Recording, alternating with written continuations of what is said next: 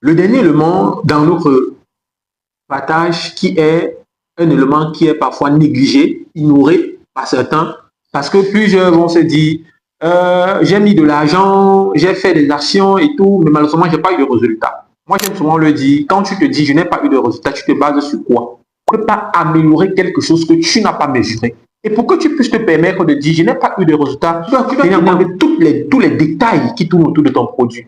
Parce qu'aujourd'hui, tu ne dois pas juste te dire que c'est le produit qui n'est pas bon.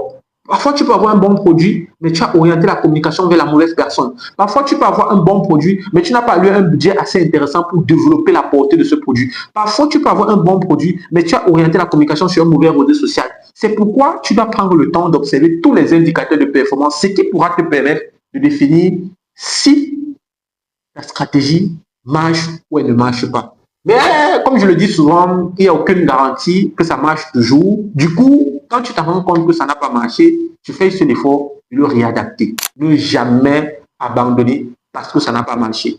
Mais je peux te rassurer que quand tu prends le temps d'analyser, de lire les indicateurs de performance, tu vas te rendre compte que tu sauras quelles sont les failles, quels sont les éléments que tu dois améliorer pour passer à un autre cap dans ton business. Et la beauté, c'est que quand tu as réussi à réunir ces différents éléments, je peux te rassurer que le succès pour toi, ce n'est qu'une conséquence. Mais il y a une dernière chose dont je vais te partager avec toi dans la dernière vidéo.